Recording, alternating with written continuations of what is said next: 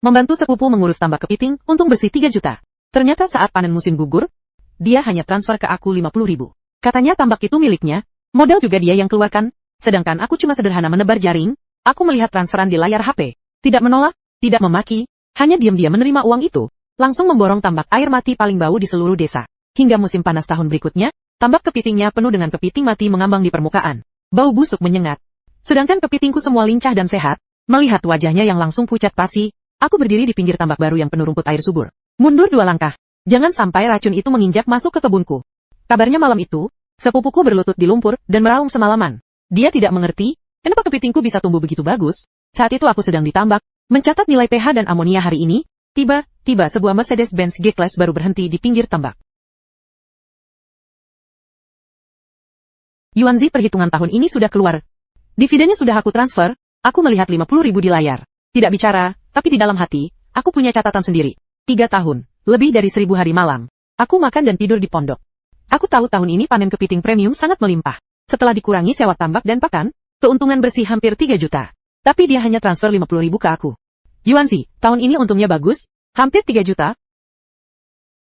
Ambil 50.000 ini, buat beli mobil sehari-hari di kota. Pekerjaan menebar pakan di tambak kepitingku ini bisa dilakukan anjing kalau diikat. Kamu masih muda, seharusnya bawa 50.000 ini ke kota besar untuk berjuang. Namun saat mendengar itu, hati aku sama sekali tidak bergejolak. 3 tahun lalu saat dia mengambil alih tambak ini, karena tidak mengerti kualitas air, hampir bangkrut total, aku membawa campuran bakteri yang aku temukan sendiri. Membantunya mengatur air kembali, aku bilang, aku keluarkan teknologi, keuntungan dibagi 3/7. Dia bilang kita satu keluarga, kakak tidak akan memperlakukanmu buruk. Baiklah, uang aku terima. Lin Qiang mungkin tidak menyangka aku begitu mudah diatur. Dia tertegun sebentar. Ambil saja. Pulanglah istirahat beberapa hari, filter pompa air di tambak harus diganti, ingat suruh orang urus. Aku tidak lagi melihatnya.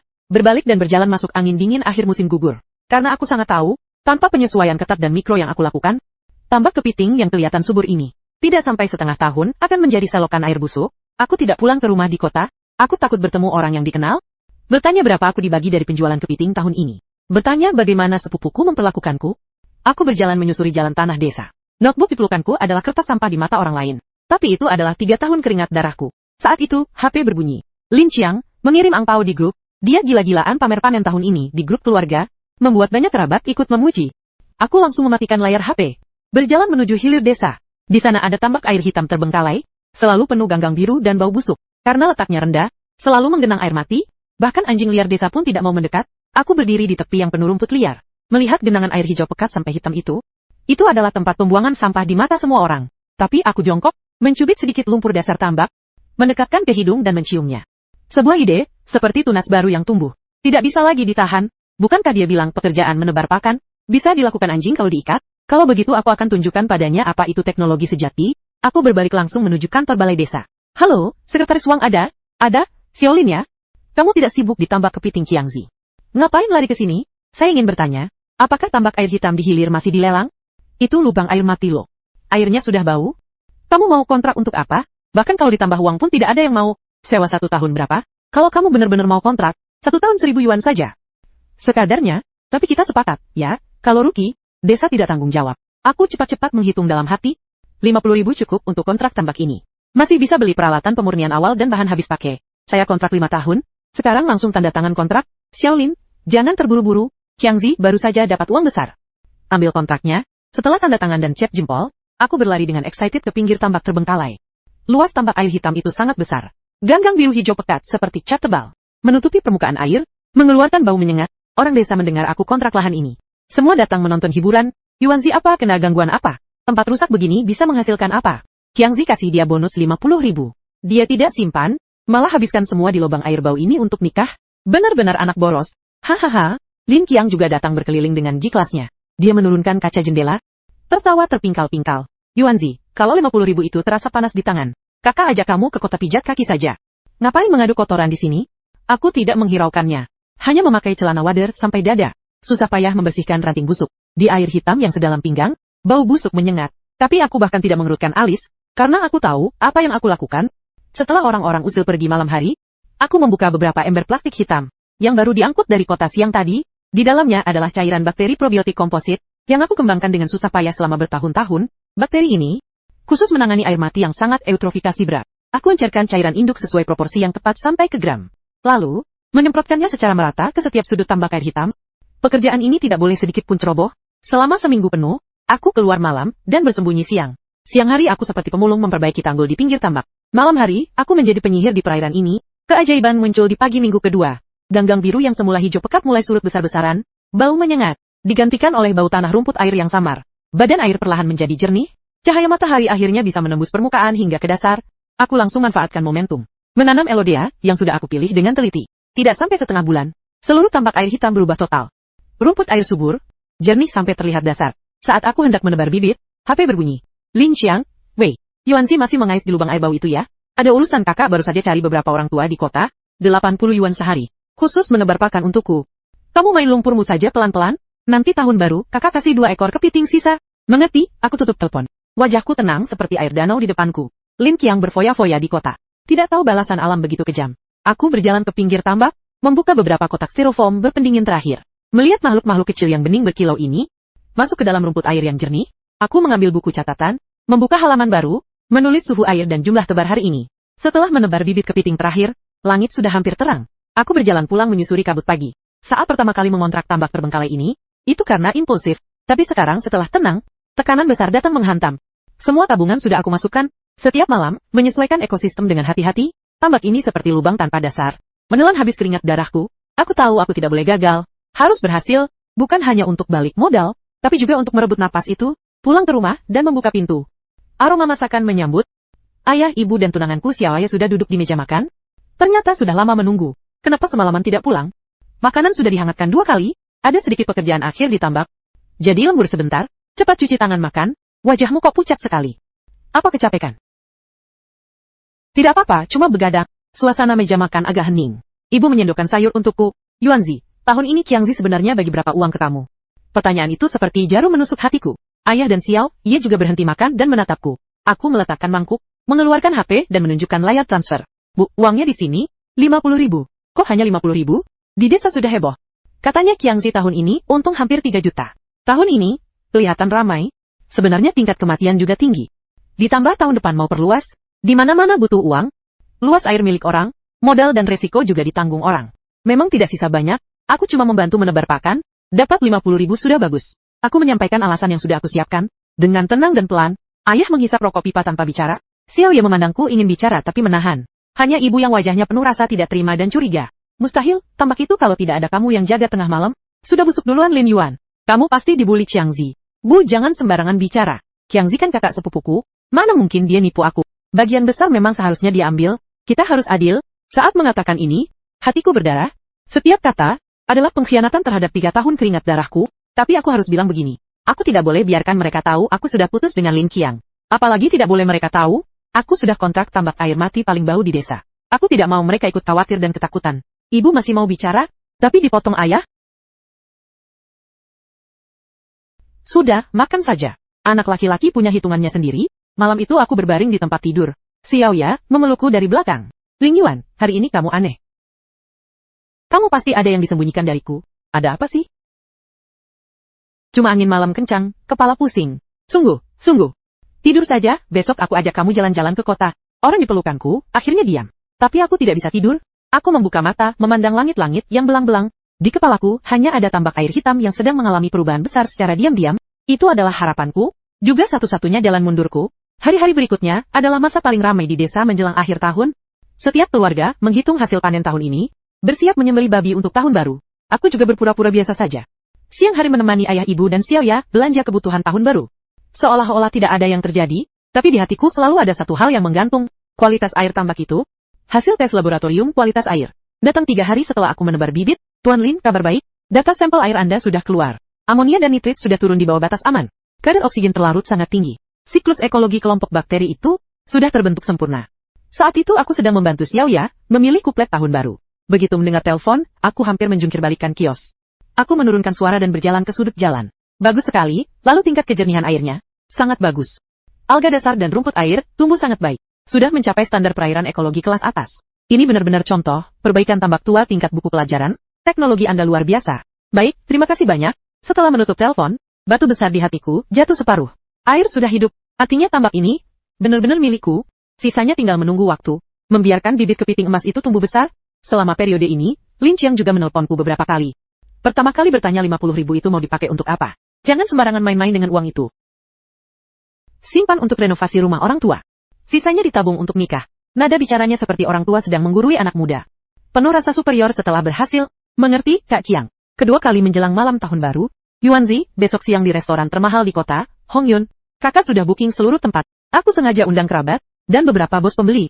Tahun ini dapat uang besar. Harus merayakan besar-besaran. Aku hampir bisa membayangkan wajahnya saat itu. Tidak lain hanya ingin pamer panen di depan semua orang. Sekalian pamer betapa dia baik dan peduli padaku. Menjadikanku latar belakang kesuksesannya. Tidak usah Kak Qiang. Di rumah ada urusan.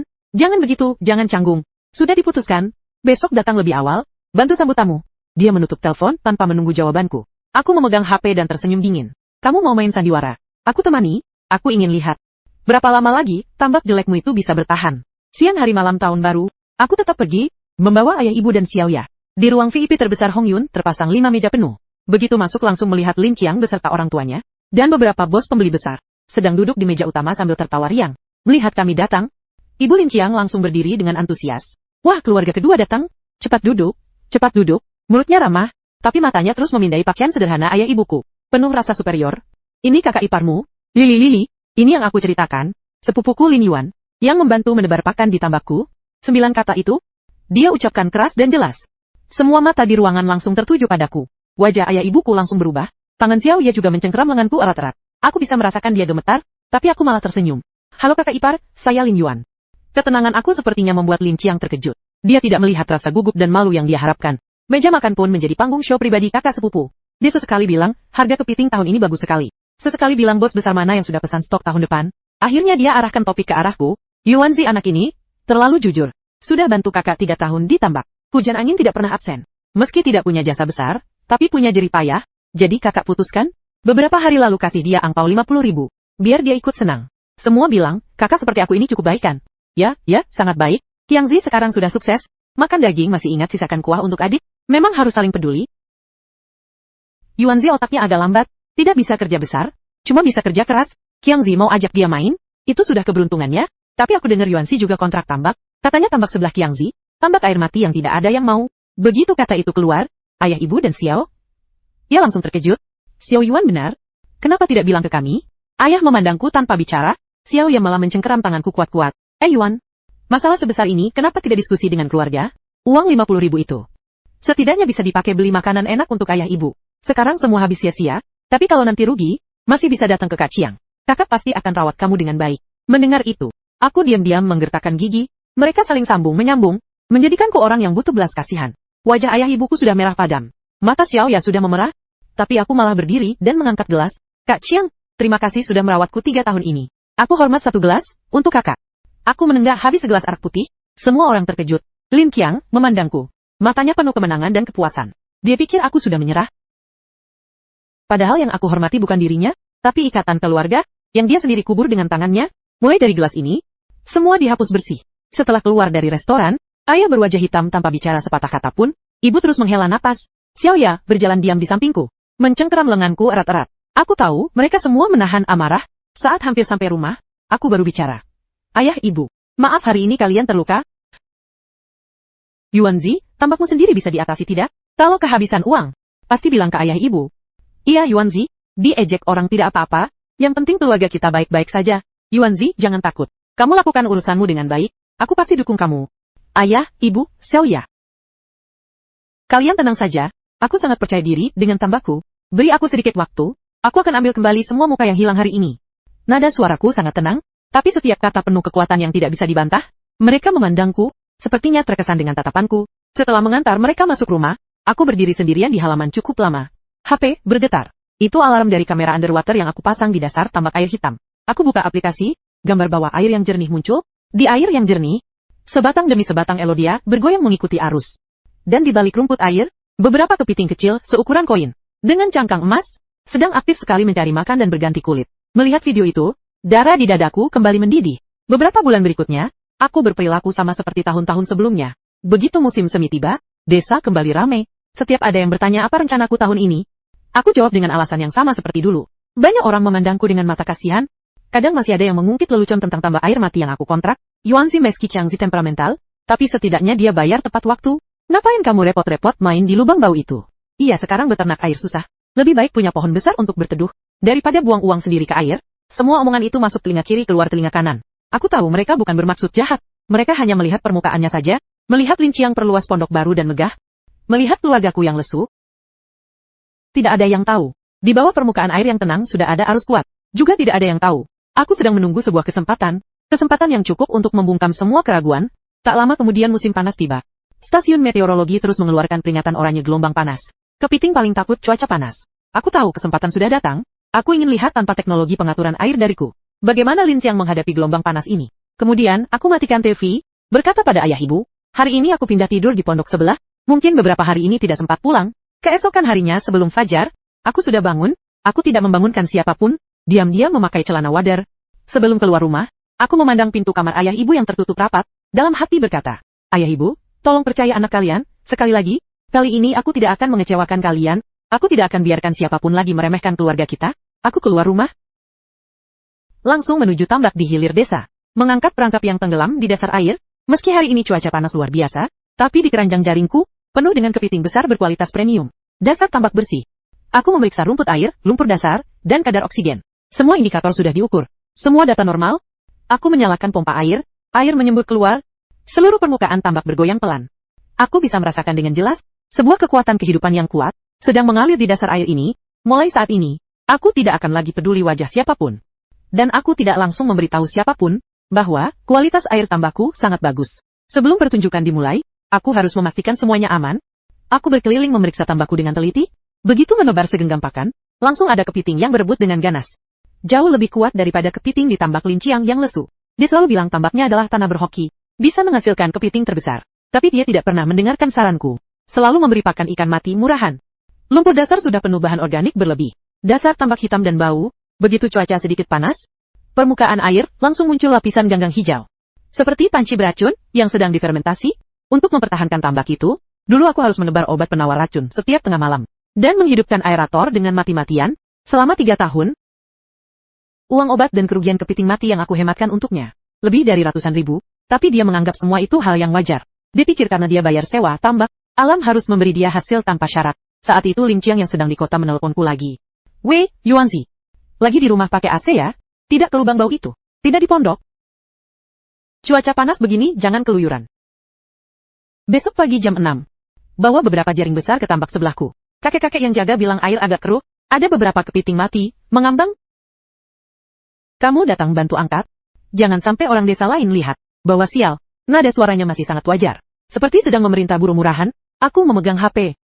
Jari jemariku agak memutih, tapi mulutku menjawab dengan tenang. Baik Kaciang, aku mengerti. Sore harinya Xiao Ye datang ke pondok membawa sup kacang hijau. Melihat aku sudah siap siaga, dia agak terkejut. Cuaca hari ini aneh sekali. Tidak ada angin sedikit pun. Aku lihat beberapa anjing di desa kepanasan sampai menjulurkan lidah. Apakah kepiting di tambak bisa tahan? Kalau kekurangan oksigen, berbulan-bulan kerja keras akan sia-sia. Malam ini, kamu jangan tidur terlalu nyenyak. Ingat hidupkan aerator berkali-kali. Tenang saja, sistem ekologi aku sudah terbentuk. Malam ini, meski langit runtuh, air ini tetap stabil. Lin Yuan, kamu pasti ada yang disembunyikan dariku. Bodoh, ada apa sih? Tunggu besok, matahari terbit. Aku akan tunjukkan sebuah keajaiban padamu. Aku tidak bilang padanya. Malam ini mungkin akan terjadi bencana besar di tambak. Bukan karena tidak percaya padanya, tapi bencana itu pasti sangat mengerikan. Aku tidak mau dia ikut menanggung tekanan itu. Semua verifikasi dan hasil, aku tanggung sendiri. Saat langit benar-benar gelap, ayah datang naik sepeda roda 3. Dia membawa pompa air berkapasitas besar. Kami berdua berdiri di pinggir tambak yang pengap. Diam tanpa bicara. Yuanzi, cuaca tidak enak. Tidak apa-apa, ayah. Ayah pulang istirahat saja. Terlalu pengap, aku tidak capek. Aku hanya tidak tenang. Cuaca ini mirip sekali dengan kejadian gagal panen besar 10 tahun lalu. Di sini ada 20.000. Ini, uang makan ayah ibu tahun ini. Kamu pegang dulu. Kalau kualitas air memburuk dan butuh obat darurat, lebih baik punya cadangan uang. Ayah, aku tidak bisa terima. Indikator di tambakku, sangat bagus. Pegang saja. Alam bisa berubah sewaktu-waktu. Kamu sendirian menanggung di sini. Lebih berat daripada kami. Aku mencengkeram buku tabungan itu erat-erat. Kuku sampai masuk ke daging. Aku tidak menolak lagi, karena aku tahu, ini adalah dukungan paling berat yang ayah ibu bisa berikan. Aku bersumpah dalam hati, saat panen musim gugur nanti, aku akan mengembalikan 10 kali, 100 kali lipat. Aku akan buat mereka hidup nyaman. Malam itu aku duduk di tempat tidur lipat di pondok. Semalaman tidak bisa tidur. Jam 2 dini hari, aku bangun dari tempat tidur. Sebelum keluar, aku melihat alat pengukur suhu kelembaban di dinding. Kelembaban 95%, tekanan udara sangat rendah. Aku menyusuri jalan tanah, menuju pagar kawat pemisah antara tambakku dan tambak Kak Qiang. Aku berdiri dalam kegelapan. Di depan adalah tambak, yang katanya tahun ini mau untung 5 juta, tanah berhoki. Saat ini permukaan airnya dipenuhi lapisan lendir kental mengkilap, meski dalam kegelapan, masih bisa melihat cahaya hijau fluoresen yang mengerikan. Itu adalah ledakan ganggang biru yang total. Aku berjalan mendekat, tidak menghidupkan aerator, juga tidak mencoba mengintervensi, keadaan sudah tidak bisa diselamatkan. Bahkan dewa pun tidak bisa menolong. Aku berbalik memandang sisi lain, tambak air hitamku diam tenang di sana. Beberapa aerator bekerja ritmis menyemburkan air. Di dasar air yang jernih, sekelompok rumput air mengeluarkan gelembung kecil. Dan di akar rumput, beberapa kepiting besar, diam tenang di lumpur dasar. Tanpa tanda-tanda gelisah, aku jongkok di tanggul. Sangat senang. Sementara di tambak Kak Qiang, sedang terjadi kematian massal di air hijau beracun. Aku tidak melihat dengan mata, tapi telingaku mendengar dengan jelas. Di permukaan air mulai terdengar suara berderak-derak. Itu adalah ribuan kepiting sekarat. Karena kekurangan oksigen parah, mereka berusaha nekat memanjat tanggul lumpur. Saling menginjak, mengeluarkan busa putus asa. Akhirnya semuanya telungkup putih, mati mendadak di tanggul. Tak lama kemudian langit mulai terang. Bau busuk kepiting mati yang menyengat, terbawa angin pagi masuk ke desa. Desa yang tadinya sepi langsung heboh. Aku berdiri di pinggir tambakku dengan tenang menyaksikan. Tidak sampai 20 menit. Terdengar suara rem mendadak yang nyaring di tanggul.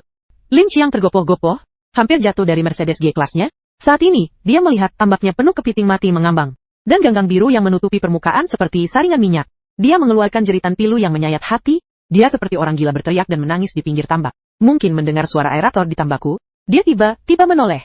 Lalu berlari tergopoh-gopoh ke arahku. Dia melihat aku, dan juga melihat di belakangku, tambak ekologi yang penuh rumput air subur. Air jernih, sampai terlihat dasar. Dan kepiting-kepiting besar berwarna emas, yang sedang santai mencari makan di dasar, wajahnya yang sudah terdistorsi karena putus asa langsung pucat pasi. Yuanzi. Ini tambak air bau itu. Kalau bukan itu apa? Kepiting di tambakmu kok tidak apa-apa? Karena aku tahu, menghormati alam, sedangkan kamu hanya tahu menghitung. Yuanzi, kakak salah, dulu kakak yang tidak benar. Cepat kasih obat khususmu itu ke kakak.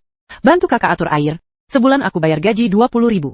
Cepat selamatkan tambak kakak. Dia merendahkan diri, sangat rendah sekali. Saat itu, beberapa mobil pendingin berlogo perusahaan aquaculture premium, berhenti dengan stabil di samping tambakku. Aku berbalik, tidak menghiraukan jeritannya, memakai celana waterproof tinggi. Langsung turun ke air. Dari perangkap mengambil satu ekor kepiting raja premium. Berat 7 TL, punggung hijau perut putih. Di pinggir, manajer procurement dari restoran top di Shanghai, matanya langsung berbinar. Bagus sekali. Bos Lin, kualitasnya luar biasa. Aku menyerahkan kepiting itu ke manajer, lalu berbalik memandang Lin Qiang yang penuh lumpur di tanah. Nada suaraku tidak ada ejekan, tidak ada kemarahan, hanya sangat dingin. Mundur 2 langkah. Jangan sampai racun ganggang biru dari tambakmu menginjak masuk ke kebun ekologi aku. Lagi pula, kepitingku sudah semua dipesan dengan harga tinggi. Simpan saja 20.000-mu untuk bayar denda pelanggaran kontrak. Setelah itu aku tidak lagi melihatnya, berbalik dan mulai memimpin pekerja memuat barang. Di pinggir, keranjang demi keranjang kepiting premium diangkat ke mobil pendingin. Manajer procurement melihat timbangan, tersenyum sampai tidak bisa menutup mulut. Bos Lin, batch pertama ini aku bayar dengan harga pasar tertinggi. Produksi tahun depan aku juga ambil semua. Kerjasama menyenangkan. Aku berjabat tangan dengannya. Kemudian uang muka pertama, 100 juta, langsung masuk rekeningku. Deretan angka panjang di layar tipis ini adalah jawaban sempurna pertamaku setelah terbang sendiri. Pada saat yang sama, Lin Qiang di seberang pagar sudah ambruk lemas di lumpur. Dia memandang mobil-mobil pendingin mewah yang penuh muatan kekayaan keluar dari lahanku. Akhirnya dia sadar apa yang sudah dia sia-siakan. HP-nya juga mulai berdering tanpa henti. Itu dari klien yang sudah pesan kotak hadiah festival musim gugur. Bos Li, barang saya sudah siap belum? Saya beritahu kamu.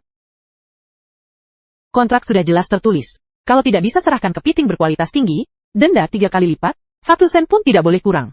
Telepon ditutup. Lin Qiang seperti kehilangan tulang punggung. Untuk mendapatkan pesanan harga tinggi tahun ini, dia menandatangani beberapa perjanjian taruhan dengan distributor. Saat itu dia sangat percaya diri, karena dia pikir masih bisa seperti tahun lalu. Duduk santai, menikmati hasil. Tapi sekarang aku sudah pergi. Dia hanya tersisa air beracun yang bau dan tambak penuh kepiting mati. Denda ratusan juta seperti gunung besar runtuh menimpanya. Cahaya matahari pagi menyinari permukaan air melalui kabut tipis, berkilauan. Dan suasana hatiku juga cerah seperti cuaca ini. Ini adalah pengalaman baru yang sama sekali berbeda. Dulu di tambak berisiko tinggi milik Lin Qiang, aku selalu tegang. Harus selalu waspada terhadap kerusakan kualitas air, khawatir ganggang biru meledak. Setiap ada angin atau hujan, seperti perjudian, sekarang aku berdiri di pinggir kebun ekologi milikku sendiri. Kualitas air sempurna, bibit kepiting kuat, lingkungan terkendali. Untuk pertama kalinya aku bisa menikmati kesenangan panen. Bukan hanya sekadar bekerja, melihat mobil pendingin terakhir keluar dari desa. Aku menepuk-nepuk lumpur di tangan. Dengan uang ini, aku tidak hanya bisa perluas kebun ekologi ini. Yang lebih penting, aku bisa membangun nama besar di kalangan ini. Nanti tidak perlu khawatir, tidak ada jalur penjualan premium. Setelah semua kepiting musim ini habis terjual, aku akan pergi ke kota beli 1 unit apartemen atas nama sendiri. Lalu renovasi halaman lama untuk ayah ibu, biar mereka menikmati hari tua dengan tenang. Semua gambaran yang dulu tidak berani kubayangkan, sekarang sudah berada di depan mata. Siang harinya aku pulang ke rumah, tidak lagi kelelahan, karena begadang seperti dulu. Langsung tidur. Aku mandi air panas. Duduk di meja makan siang enak bersama ayah ibu dan Xiaoya. Di meja makan, aku tunjukkan saldo rekeningku kepada mereka. Ibu sampai matanya memerah, karena terharu. Tangan ayah yang memegang sumpit juga gemetar. Bagus. Anak laki-laki kita akhirnya sukses. Setelah makan aku kembali ke kamar, mengunci notebook tua itu, ke bagian paling dalam laci, lalu berbaring di tempat tidur dan tidur pulas. Tidur kali ini sangat nyenyak. Dalam mimpi aku seolah kembali ke musim gugur saat pembagian uang.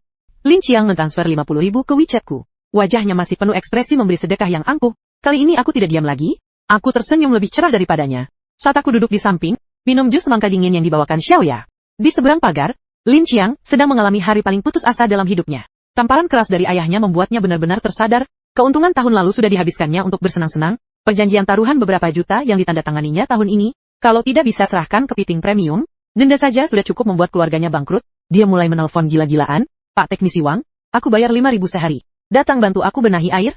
Bos Li, Anda punya herbisida khusus tidak? Berapapun mahalnya aku beli. Dia menelpon semua orang di kontak yang mengerti sedikit soal aquaculture. Awalnya, dia masih memasang gaya bos, tapi kenyataan segera memberinya tamparan keras. Kak Chiang, air Anda sudah rusak parah. Meski dewa datang juga tidak bisa diselamatkan. 10.000 sehari pun aku tidak sanggup. Racun sudah masuk ke insang kepiting. Semua sudah rusak. Satu demi satu telepon, dijawab dengan hal yang sama. Baru sadar, tanpa aku, tambaknya bahkan lebih buruk dari lubang air bau. Dia selalu bilang menebar pakan bisa dilakukan anjing. Baru sekarang mengerti. Menekan air beracun selama 3 tahun. Berapa banyak tenaga dan pikiran yang aku habiskan. Yang lucu, dia sendiri dengan 50.000. Membuang jimat pelindung sejati ini. Sudah menemukan orang belum? Bagaimana kalau cari Yuanzi saja? Tambah uangnya, 10 juta, 20 juta. Asal dia mau kasih obat khusus itu, tidak mungkin, aku harus memohon padanya. Memohon pada sepupu yang aku usir dengan 50.000 seperti pengemis. Aku tidak bisa. Saat itu tunangannya Lily keluar, membawa tas branded dan menarik koper. Lily, kamu mau kemana? Mau kemana? Kamu sebentar lagi akan menanggung hutang ratusan juta. Aku tidak pergi, tinggal di sini ikut minum angin barat laut ya. Kamu perempuan tidak tahu terima kasih. Minggir, orang tidak punya kemampuan. Lily menendangnya. Tanpa menoleh lagi pergi meninggalkannya. Lin Qiang ambruk di tanah. Selesai. Semua selesai. 3 hari kemudian, batch pertama kepiting emas premiumku semua terjual. Uang masuk 2 juta. Tidak kurang 1 sen pun masuk rekeningku. Aku memandang deretan angka panjang di SMS. Hanya merasa tenang yang belum pernah kurasakan sebelumnya. Aku tidak beli Mercedes G-Class. Langsung ajak Xiaoya ke kompleks apartemen terbaik di kota. Bayar lunas 1 unit apartemen 140 meter persegi. Sertifikat properti atas nama kami berdua. Saat aku kembali ke desa, arah angin di seluruh desa sudah berubah total. Kebun ekologi air jernih milikku menjadi keajaiban desa. Orang-orang yang dulu menertawakanku sekarang memanggil Kak Yuan dengan hormat, sedangkan keluarga Lin Qiang sudah diserbu orang-orang penagih hutang sampai ambang pintu rusak. Untuk melunasi denda ratusan juta, rumah mereka dipasang di agen properti, mobil juga digadaikan. Tambak yang dulu dipakai mencari uang menjadi barang panas yang tidak diinginkan. Hari itu, aku sedang di pinggir tambak memimpin pekerja memperkuat jaring anti kabur. Di seberang pagar, terdengar suara pertengkaran nyaring. Seorang bos hitam yang biasa membeli tambak bekas sedang menawar harga dengan Lin Qiang. Dasar airmu sudah semua busuk. Hanya membersihkan ikan mas saja butuh puluhan ribu. Tambak beserta peralatannya, paling banter aku kasih 20.000. 20.000. Hanya aerator ini saja aku beli puluhan ribu. Mau jual atau tidak? Barang rusak begini, selain aku tidak ada yang mau. Lin Qiang berdiri di tempat, tinju di kepala lalu dilepas. Akhirnya seperti balon kempis, mengangguk lemah. Setelah urusan transfer selesai, bos itu menghitung 20.000 uang tunai dan melemparnya ke dia. Saat itu, Lin Qiang mengangkat kepala. Melalui pagar kawat, dia melihat aku sedang memegang walkie-talkie, dengan tenang mengatur pengiriman batch berikutnya. Aku bahkan tidak meliriknya sedikit pun. Sikap acuh tak acuh total ini lebih menyakitkan baginya daripada tamparan. Dia memandang punggungku yang tegap, lalu melihat 20.000 tipis di tangannya. Sebuah penyesalan yang tak terlukiskan menghancurkan akal sehatnya. Dia berteriak keras. Seperti orang gila berlari ke aerator bekas di pinggir, mengambil kunci pas besi dan menghantamnya dengan keras. Aerator yang harganya puluhan ribu langsung hancur menjadi besi rongsokan. Bisnisku mulai melaju kencang, pembeli sebelumnya menjadi pelanggan setia. Aku tidak lagi puas hanya dengan satu tambak ini. Aku mendirikan perusahaan teknologi perikanan, mengontrak ratusan mulahan air di hilir desa. Aku membentuk koperasi, merekrut orang-orang desa yang rajin dan berwatak baik, mengajari mereka teknik budidaya secara langsung. Gaji pokok yang aku berikan adalah yang tertinggi di industri. Di akhir tahun ada bagi hasil. Semua orang bilang ikut Kak Yuan kerja, hati tenang. Suatu hari aku sedang melihat laporan di kantor. Tiba-tiba aroma parfum menyengat masuk. Itu Lily, dia berjalan menggoyang pinggul ke mejaku. Yuanzi? Bukan, Bos Lin. Aku sudah lama tahu kamu orang yang benar-benar bisa melakukan hal besar. Keluar. Senyum Lily membeku di wajahnya. Akhirnya dengan diusir satpam, dia lari terhuyung-huyung dengan sepatu hak tinggi. Duniaku tidak akan pernah mengizinkan hal kotor seperti ini mendekat. Kemarin pernikahanku dengan Xiao, dia dilaksanakan sesuai rencana. Hari itu aku booking hotel terbaik di kota. Konvoi mobil dari desa langsung ke pusat kota. Sangat megah. Beberapa hari sebelum pernikahan, aku menerima telepon dari Ibu Lin Qiang. Di telepon dia menangis terseduh-seduh. Yuanzi, Bibi, mohon tolong, Qiangzi sekarang tiap hari angkat batu di proyek. Malam hari minum-minum, orangnya sudah hampir rusak. Bisakah kamu bantu dia sekali? Bibi, dulu saat kalian sekeluarga di meja makan, menginjak-injak aku sambil pamer. Kenapa tidak terpikir untuk bantu aku? Aku bukan badan amal. Dia sendiri memilih jalan itu, dia sendiri yang harus menjalaninya. Setelah selesai bicara, aku langsung tutup dan blokir. Aku tidak menendang orang yang sudah jatuh, tapi aku juga tidak akan membalas kebaikan dengan kejahatan. Di lokasi pernikahan penuh tamu, aku memeluk Xiao Ya yang memakai gaun pengantin putih, berjalan turun dari mobil di tengah sorak-sorai kerabat. Dari sudut mata, aku melihat di seberang jalan, seorang pria memakai baju kerja kotor, rambut acak-acakan, seperti rumput, berdiri bersembunyi di belakang tiang listrik. Memandang ke sini dengan kosong, itu adalah Lin Qiang. Dia memandang kembang api yang memenuhi langit, matanya penuh iri dan putus asa yang tak terobati. Aku hanya meliriknya sekali, lalu memalingkan muka, lalu mencium pengantinku dengan dalam. Dalam sekejap lagi musim dingin tiba, di luar jendela salju turun lebat. Di dalam rumah pemanas nyala penuh. Perut Xiao Ya sudah besar. Dia bersandar di bahuku. Ayah ibu di samping tertawa, sambil membahas nama cucu laki-laki yang sebentar lagi lahir. Di TV sedang tayang berita lokal. Baru-baru ini, polisi kota berhasil menggerebek tempat perjudian bawah tanah. Gambar menunjukkan beberapa tersangka memakai borgol, didorong naik mobil polisi. Salah satu sosok langsung menarik perhatianku. Lin Qiang, dia lebih kurus daripada terakhir aku lihat. Mata cekung, seperti mayat hidup. Berita bilang, karena dia berhutang tinggi pada rentenir. Tidak ada jalan keluar. Dia terlibat penipuan dan perjudian. Separuh hidupnya, kemungkinan akan dihabiskan di dalam. Aku memandang wajah itu. Di hatiku tidak ada rasa senang, hanya ketenangan. Kalau seseorang sendiri ingin masuk lumpur, tidak ada yang bisa menariknya. Aku mengambil remote, ganti ke acara variety yang ceria. Ruang tamu kembali penuh tawa. Aku meletakkan tangan pelan di perut Xiao Ya, merasa gerakan janin yang penuh vitalitas, seperti musim semi. Di perairan ekologi yang sebentar lagi akan bangkit kembali, penuh kehidupan. Hidupku sudah berada di tanganku sendiri.